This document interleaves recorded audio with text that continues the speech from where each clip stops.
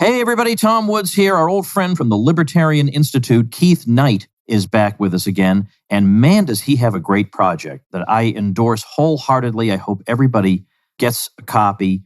It's really, really excellent and important and necessary. It's the Voluntarist Handbook.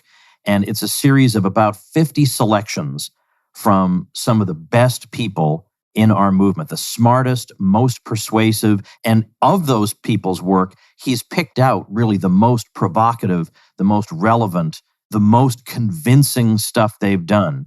Because frankly, we're arguing for points most people have never even thought of before. It's not they've thought of them and they've rejected them. It's never even occurred to them that these were options. So we've got to be on top of our game if we're going to have any hope of success. And this book will help you do that, and you will enjoy reading it.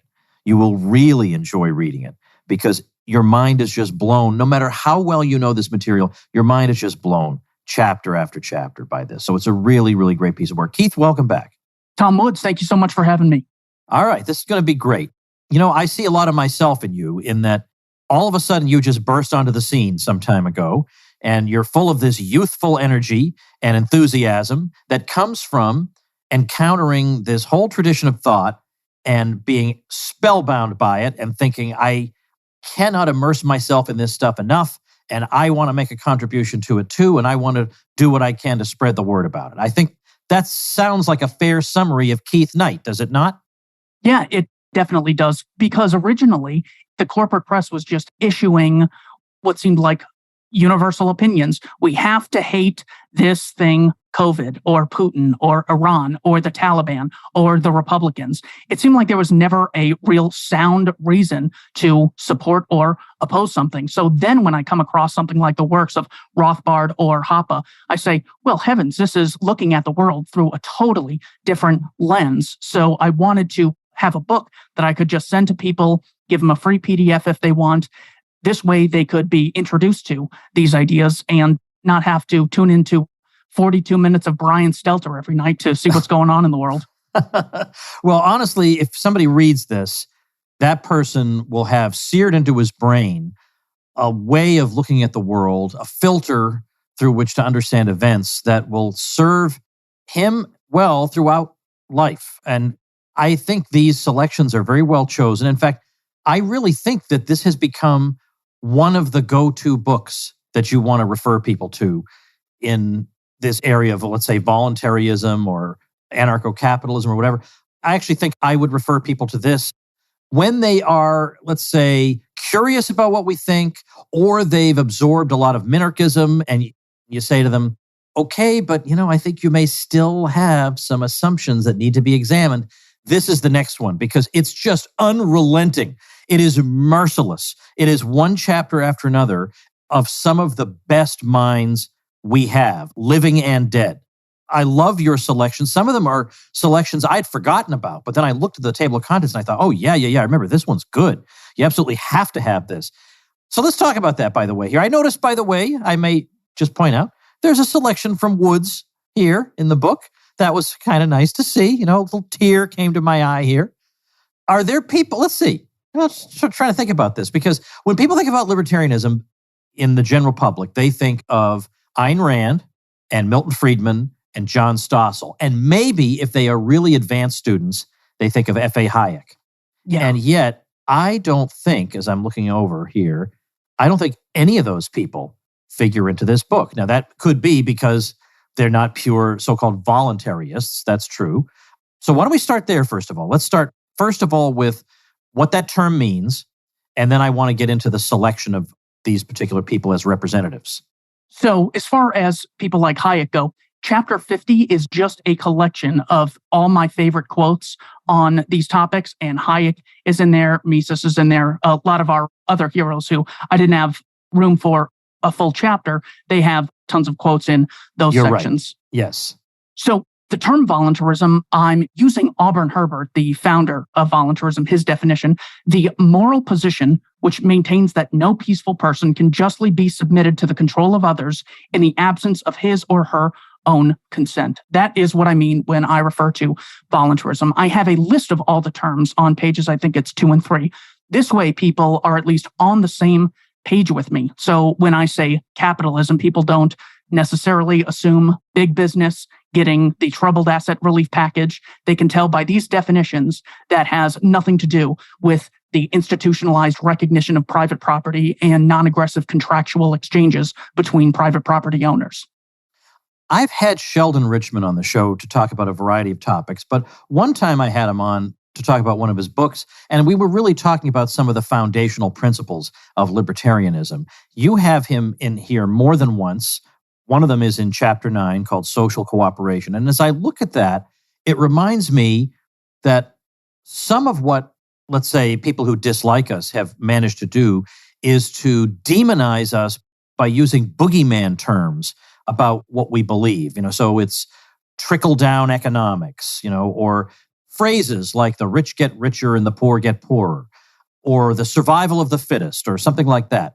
So when somebody like Sheldon Richman comes along and looks at the free market and uses this quite benign-sounding term, social cooperation, to refer to it, well, that's quite jarring. And it sure would be nice if people would do us the courtesy of using the kinds of terms we ourselves use to describe our ideas. It'd be nice if people learned that libertarians are fundamentally about social cooperation. However, that is not, as you well know, that is not what people learn. How is it possible for Sheldon Richman to use a term like that would be rejected by pretty much all our opinion leaders as a descriptor for libertarianism? Mainly, we can maybe blame ourselves for this. We haven't done a good job communicating the message. That is my favorable interpretation of it. But Sheldon, let me give you the example that I think Sheldon would agree with. People might see things as doing some things together, for example, playing football, and doing things by yourself, playing solitaire. What Sheldon Richman realizes is that even the guy who plays solitaire by himself did not invent the game. He didn't invent the cards. He didn't invent the numbers on the cards. He's probably playing on a computer that he didn't invent with electricity he's not currently generating in a house he didn't build. We're constantly the result of things that have happened previously that we have cooperated to achieve such an end. So it's not that there's things you do by yourself and things you do with others. It's a much more accurate way to say everything is done, even talking. We didn't invent these words. Even talking, we are constantly cooperating with other people, and what we are is the result of a lot of other actions. So once you put it in this frame, you can then say, okay, now we have two realms of distinguishing justified social interaction between unjustified, meaning things we can do cooperatively, voluntarily, where people can have their own standards. That's the greatest check and balance that a society can have, the freedom to disassociate with bad actors. We can have that, or we could have some people having the right to coerce others at their expense. So I would say that people have kind of gotten into the idea that government is the one thing that we as a society all do together. However, the supermarket also falls under that umbrella. So the average person has erroneously believed that government is the unique cooperator in society when, as Rothbard and many others point out, that's not a distinguishing characteristic. That's not a unique feature that defines it. Actually, it's the absence of cooperation and mutually beneficial voluntary exchange. It claims the right to initiate violence against peaceful people. So because the average person has seen government as the single unifier, the single method of cooperation in society, they've assumed that anyone who doesn't support that must support Robinson Crusoe, everyone doing things only by himself. It's worth noting that Mises' great treatise, Human Action, was originally going to be titled Social Cooperation, and then it was changed. And I feel like that was a missed opportunity. I think it would have been much, much better to name the book Social Cooperation. Human Action, you don't even know what that means, frankly. Average person doesn't even understand what that title means. But Social Cooperation, and then you find out that the book is about the free market economy. That gets people thinking. Sure. Yeah. So anyway, I wish they had gone with that. I see so many of my favorite writers, and in fact, Tom Woodshow guests in this table of contents. One of them is Michael Huemer. And Michael Huemer is really, really good at coming up with original arguments for our positions and for coming up with really apt analogies. Because sometimes people can't really see problems with the state until they imagine, well, let's draw an analogy. Let's imagine this kind of behavior occurring in social life or, in your day-to-day activity outside the state. You'd never tolerate A, B, C, or D, and yet we think nothing of it when the state does it. He's really, really good at those. And you have a selection from him here. Now, it's really almost unfair of me because you have this book, it's over 300 pages, and you have, 50 different chapters. So if I just pick one out, I feel like, what if he forgets what this one was about? But can you introduce us to some degree, at least, to Michael Huemer? And by the way, I point this out. I asked this question in full realization that one of the times I was a guest with you as the host, you ran through a series of important thinkers in libertarianism or voluntarism, and it was like a lightning round. You said the name, and then I talked about some of their key ideas, and I think you gave me Michael Huemer. So I'm going to toss him back at you. What can you tell us about him? So Huemer has the excellent method of taking someone's premise and showing this premise I totally agree with. However, I disagree with the conclusion that this premise gives. So already you're taking people off the defensive. So that's why I was so appreciative of some of his early work.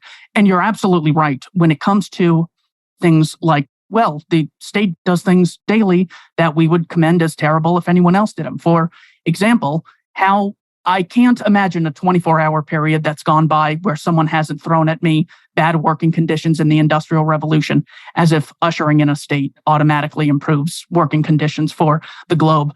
But we would never say, hey, the Russian government is murdering people in Ukraine and Ukraine's murdering people in the Donbass. You statists need to answer for this. Look at all this government tragedy that's happening. How about that First World War? What a tragedy. Why would you guys advocate that system? So just getting in that rhythm that Huemer gets you to thinking, you become sort of guilt-free when you advocate things like this. But the specific section that I chose for Huemer, his most popular book is The Problem of Political Authority. I have a number of quotes in the back, but he has another book titled Knowledge, Reality, and Value, where he lists his 14 most important logical fallacies. And one of them that he lists is credulity. And it's great because he shows you how to sort of walk through media manipulation that you otherwise wouldn't recognize. So I'd say the most important thing that he has brought to the table are these logical fallacies. In the credulity section, he says, basically, the news is nonsense. And by this, I mean almost everything falls into the category of ideological bias, meaning things are cherry-picked. By the very nature of you picking to report on one thing and not another, that is a bias. How much time you spend on it, that is also a bias. I had an intelligence officer come on my show, a guy named Chase Hughes, and he said, if I could summarize mind control in one word, it would be repetition. So this is how the media is really able to plant ideas in the minds of the populace. Imagine if there were pictures of civilians all over the news every time a government drone killed civilians, like they are with who are referred to as shooters, but they're actually murderers. The second thing he says to look out for is sensationalism. With the January 6th thing, you would have thought that 30,000 people died on this day. It lasted for months on end. The sensationalist tactics that the media use to tell you one thing is vitally important and it's a total danger to civilization, that is one of the greatest propaganda tricks around. And then he says the third thing you have to look out for is laziness. There was a great article on CNBC, great in the sense of it really exposes the people. This was in, I think, 2020. It said, why economists don't think trillions of dollars inputted into the economy will lead to price inflation. It's something to that extent. It's just so in your face. Now, one interpretation could be this reporter's a liar, working for the state, working for the Fed. That could be true. The problem is a lot of people actually believe this, who are not necessarily agents or provocateurs. So simply the idea of being lazy, where people have not taken the time to look into topics, makes them inherently biased. It takes a long time to understand history, economics, philosophy, why wars happen, why peace happens, why some countries are wealthy, why others are poor. Very few journalists have done that work. So Huemer, exposing media bias through sensationalism, cherry picking, and laziness, I think is his best contribution. By the way, for anybody listening who's curious about him, his last name is spelled Huemer. So it's not what you're thinking. Now, also, another helpful thing to do, and I was just making a presentation about this the other night, about how to give an effective speech, how to make an effective presentation. And the key question you have to ask yourself always is, who is my audience in this case? I always want to know who is sitting out there in the audience. Mm-hmm. And not because you're going to pander to them, but because, for example, you'll know roughly what their knowledge level is. You won't bore them by being too simple, or you'll know that it's a mixed crowd. So you can't take things for granted that everybody's going to know who Lysander Spooner is, for instance, or everybody's necessarily going to agree with Lysander Spooner. And that way you can make an appeal in your remarks that will resonate with as many people as possible.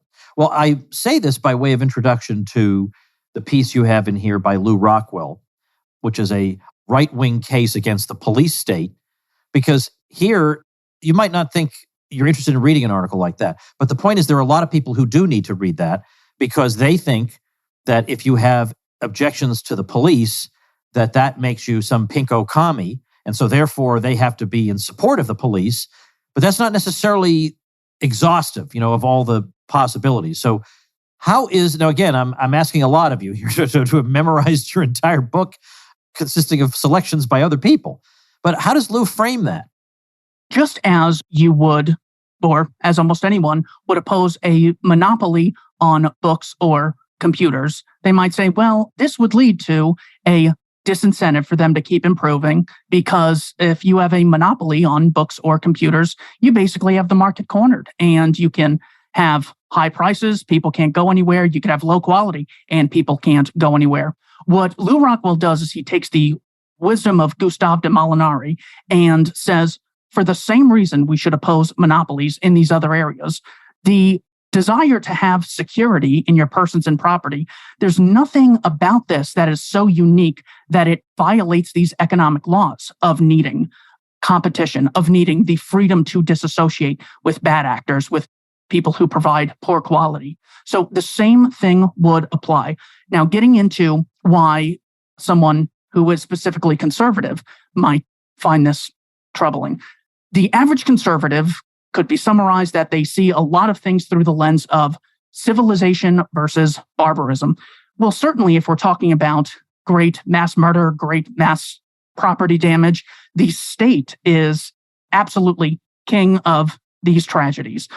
When it comes to indiscriminate bombings, when it comes to theft of people's wages and their ability to raise a family, devaluing the currency, creating the boom and bust cycle with interest rate manipulation through the Federal Reserve, so much chaos and barbarism, you could call it, not to mention the universities, which advocate things like leftism, just totally in abolition of private property and voluntary norms. The police officer, what they do in this situation is they've taken an oath to enforce these state edicts.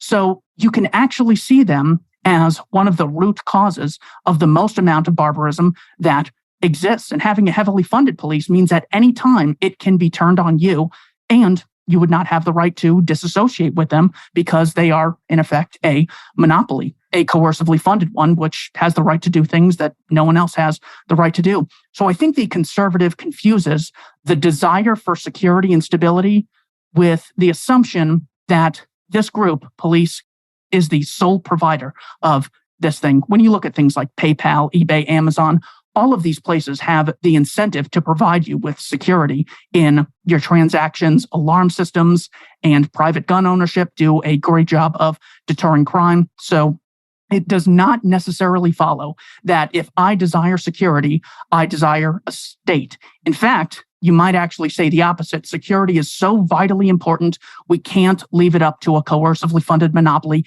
It has to be brought into the area of voluntarily funded competition.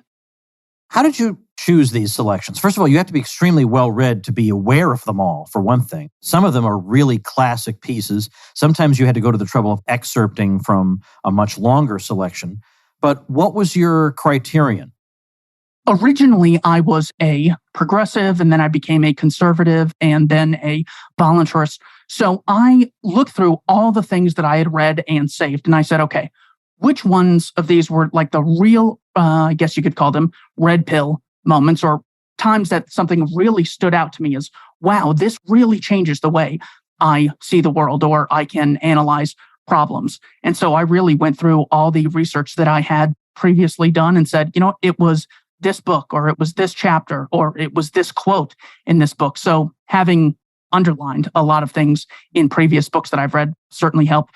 But the main criteria was, did this help sway me from progressivism or conservatism to libertarianism? All right. Well, I actually think every one of these really does pack that kind of punch. So they are very, very well chosen indeed. If you had to pick, you can't pick one, right? This is like asking you to pick your favorite child or something. So maybe there's a handful. Are there a few that have a special place in your heart you think are particularly provocative, interesting, surprising, challenging that you can talk to us about? I would say Stefan Molyneux's chapter 7. It's titled 6 Questions for Status. This is an excerpt from his book. I believe it's Practical Anarchy, the Freedom of the Future. And he says, look, before getting into the deep weeds of this philosophy, I just want to have 6 questions on the table that we should have when discussing the concept of anarchism versus the idea of statism. So he says, let me just quote this verbatim. So he says, question 1, does government actually solve the problem in question? So when it comes to someone saying, well, we need courts, well, we need police, schooling might be the best example, because you can say, yes, we do need schooling. Does 12 years of government education make the entire population educated? According to you people, the population is so dumb that they elect this idiot Trump, or the other half elect a dementia patient. I mean, this is 12 years and hundreds of billions of dollars being generated, and you don't have much to show for it. So again, the idea that, well, we need something does not necessarily follow that it should be provided by a coercively funded monopoly. He goes, second question, can the criticism of the anarchic solution be equally applied to the statist solution? So we get this very often.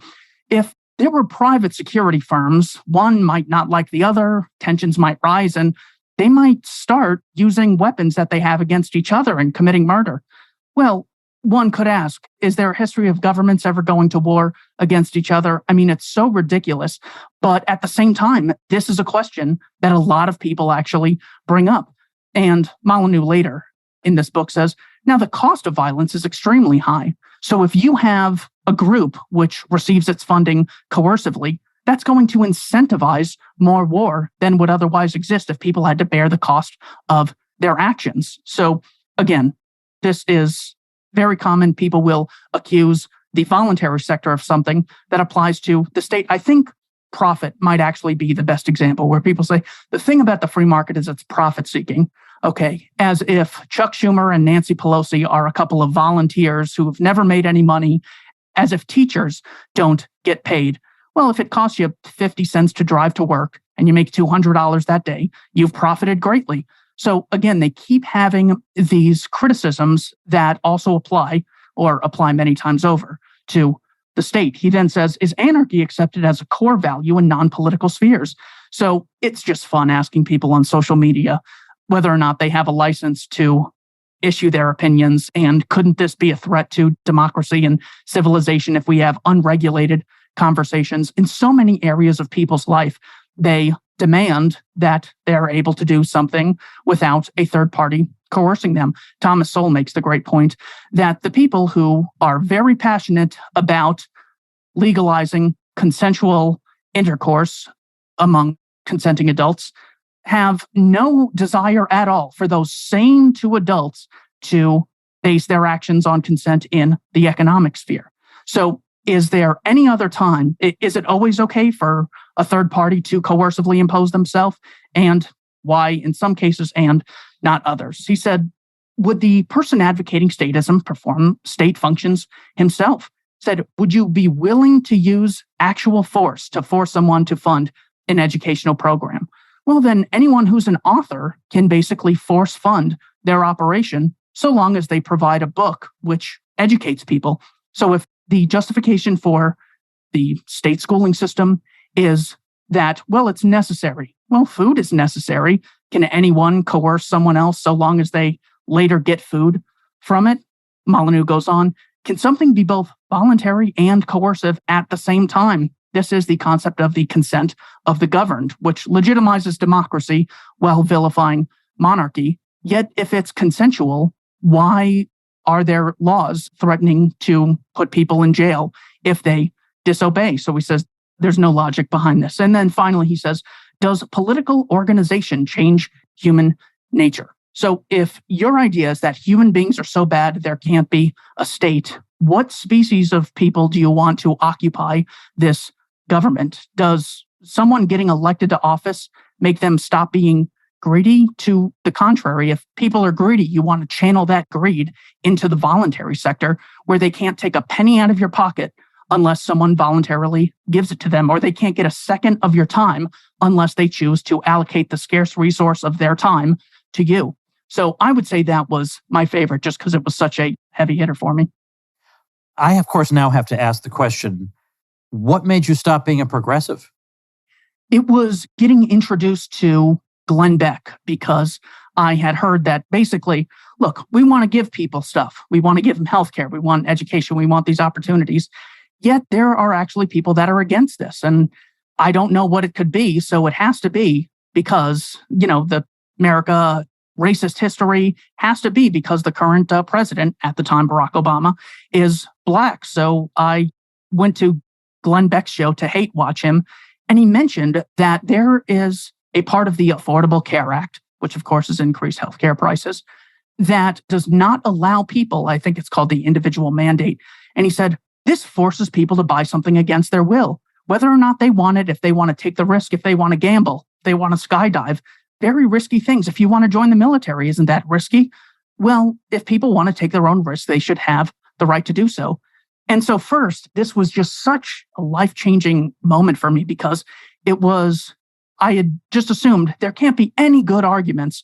And not only was this a good argument, it was so foundational. And I go, how is it that I've been interested in these issues for a few years and I've never heard something this basic? And I eventually just took that principle and expanded it to state schooling, to Medicare, Medicaid, Social Security, that if you can't get anyone's justly acquired property through the voluntary sector, you have to improve quality. You have to lower the price. You have to create some value or ask to get it on a voluntary basis. So that was basically, you can still have the desire for equality if you're a libertarian. You just have to recognize the state is the most unequal thing in society. It's the mechanism by which some people have the explicit right to do something that no one else has. 535 people control 330 million. And they say that that's why we need equality.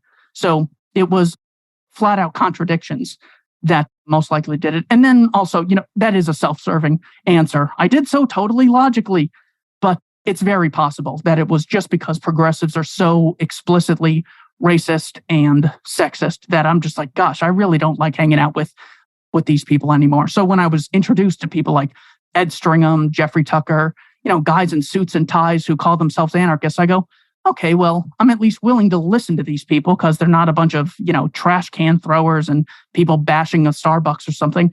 So I think it was the collection between the logical side and the reasoning that they were just so difficult to be around, injecting race or gender, arbitrary, accidents of birth into every single decision that they came across. I'd say those were the main two. Wow, that is a really interesting story. And then the Glenn Beck thing is interesting because how few people sit and listen to, especially when they're, as you say, you were tuning in specifically to refute him or see what he was up to. And then you listened enough to say, well, maybe he's telling me the truth about this particular thing. Maybe he's right about this. That's so rare. I mean, I know you know that. I'm not telling you anything you don't know already, but that is so rare these days. As I look, I think that, by the way, that if people could just see the table of contents of this book, the Voluntarist Handbook, it sells it. It sells it right there. So just without even saying who the contributors are, some people will know some of them, some won't. You mentioned Ed Stringham. So he's got How Private Governance Made the Modern World Possible. Really, how could you not be curious about that? Then you have my piece, The Misplaced Fear of Monopoly. Then Privatize the Roads. Is Equality a Worthy Goal? Roderick Long's piece, The Case for Libertarian Anarchism, Responses to 10 Objections, is an excellent one. Yeah. I was actually there when he delivered that as a speech, and I was in the room when he did that. And that's really, really great. Then excerpts from Bob Murphy's Chaos Theory, Can Anarcho-Capitalism Work by Lou Rockwell, The State is Too Dangerous to Tolerate by Bob Higgs, Welfare Before the Welfare State, The Anti-Capitalist Ideology of Slavery, and so many more pieces in here that you take them together and it's just an irresistible onslaught of arguments in favor of freedom. So you have a minute to make an elevator pitch for the Voluntarist Handbook. Now, I'm going to say, I'll take away one of the points you might make. You can get the book for free as a PDF. So that would be a selling point, but I'm going to take that from you and tell the audience that in a minute we'll tell people how they can actually download it for free. But if you're like me, you want to flip through this thing physically. I want to get a physical copy, which I will do. And by the way, was it published by the Libertarian Institute? Yes. Okay, so you're going to be helping a good cause too, the Libertarian Institute. So what would be your, okay, hey, look, I've read a lot of this stuff and I listen to a lot of podcasts. Why do I need this book?